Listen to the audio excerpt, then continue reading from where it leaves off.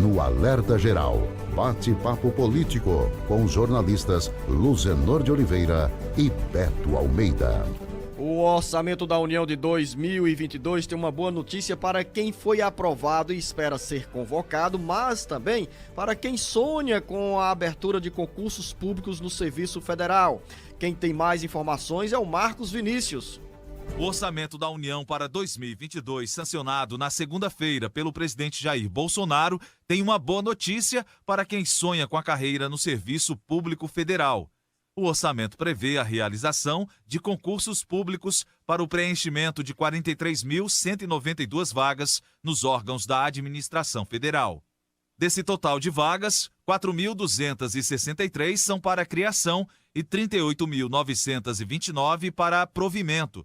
Apesar do expressivo número, vale lembrar que é somente uma previsão para criação ou provimento de vagas este ano, e não uma autorização. Do total de vagas para criação, são 2.117 para o Poder Judiciário e 1.129 para o Poder Executivo. Já para provimentos, a maioria das vagas previstas está destinada ao Poder Executivo, com 37.090 chances, em especial para preenchimento de quadro de professores e cargos de técnico-administrativos em educação. Os cargos em provimento são aqueles que já tiveram concursos realizados esperando a nomeação ou que já estão com seus editais autorizados para a realização de provas. Um detalhe, é preciso que o concurseiro que fez o certame fique de olho para saber qual cargo será contemplado e principalmente a validade do edital. As vagas em criação são aquelas autorizadas para serem preenchidas ou que podem ser criadas.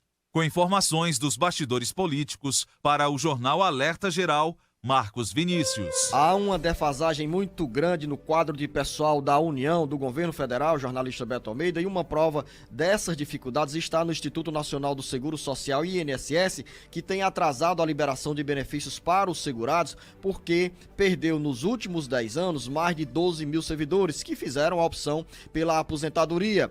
E agora o orçamento da União gera essa expectativa, não apenas para quem sonha em ingressar, quem vai se preparar e estudar para se tornar servidor público da União, mas também expectativa para quem ainda está com a validade daquele concurso prestado há 1 ano, 2 anos, 3 anos. Em tudo isso, tem um calendário que pode gerar frustração, que é o das eleições deste ano, uma vez que em ano de eleição o calendário é mais curto para a autorização e realização de concurso público. Beto Almeida, a análise política com credibilidade e isenção.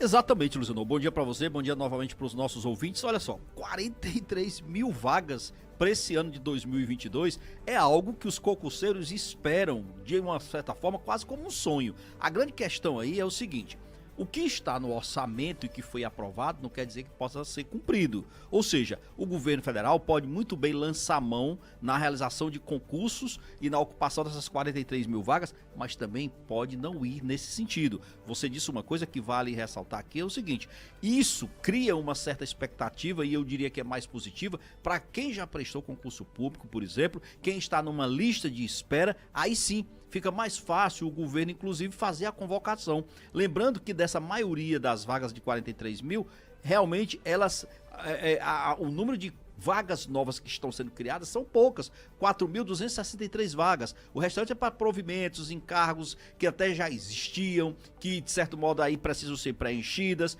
mas o fato é, concurseiro que é concurseiro se prepara o tempo todo, então tem que realmente estar preparado, porque a qualquer momento um concurso desse pode sair. Demanda existe, carência no Serviço Público Federal já está mais do que comprovado, você falou, existe. Então o que falta é realmente o governo federal colocar isso em prática.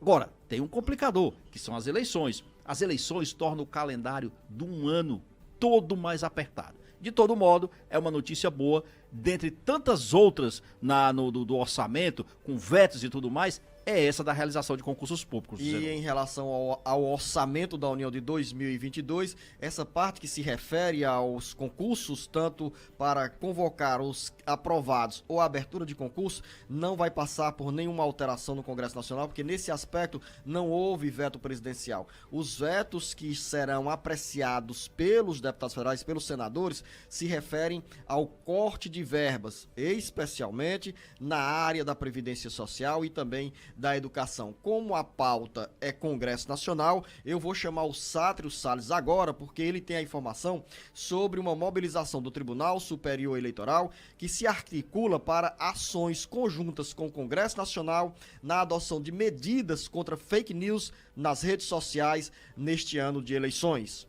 O Tribunal Superior Eleitoral, o TSE, não quer ficar isolado na adoção de medidas para o combate às fake news nas eleições de 2022 e articular com o Congresso Nacional a discussão de projetos conjuntos para deixar a campanha mais transparente e com menos mentiras pelas redes sociais.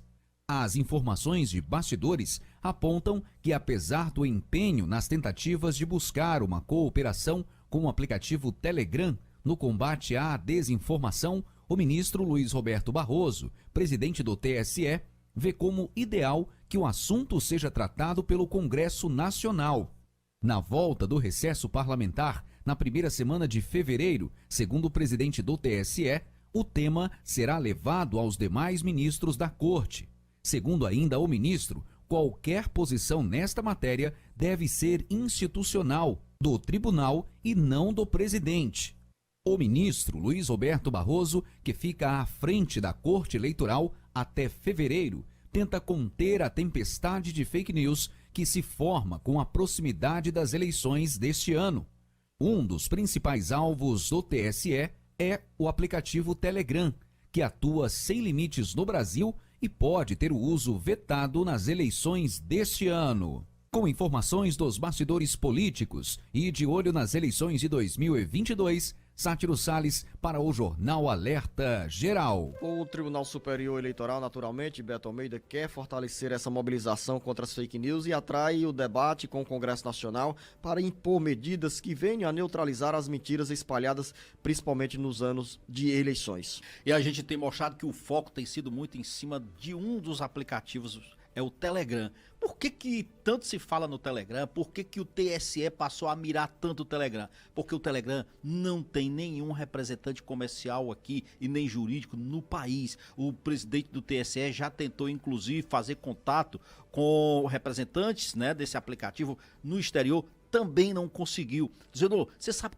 quantos seguidores? O presidente Bolsonaro está lá, presente no Telegram. Ele tem mais de 1 milhão de seguidores no Telegram e não tem controle. Fake news no Telegram hoje corre solta. Quem está lá sabe que pode fazer uso de qualquer informação desvirtuada, falsa, mentirosa, porque simplesmente não tem legislação para alcançar esse aplicativo. Então o Congresso Nacional vai ter que realmente se debruçar junto com o TSE para ajudar no combate às fake news. Não é só a Justiça Eleitoral que vai tentar resolver isso, não consegue. E esse Telegram vai ser um grande desafio, Luciano, porque se não houver controle sobre esse aplicativo, a coisa vai pegar.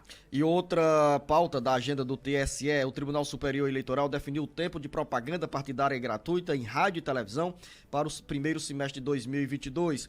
São pelo menos, Beto, 23 partidos contemplados com 305 minutos de veiculação no rádio e na televisão. E desses, Luciano, chama a atenção o seguinte, 4 deles vão ficar, Luciano, sem espaço nenhum para propaganda partidária.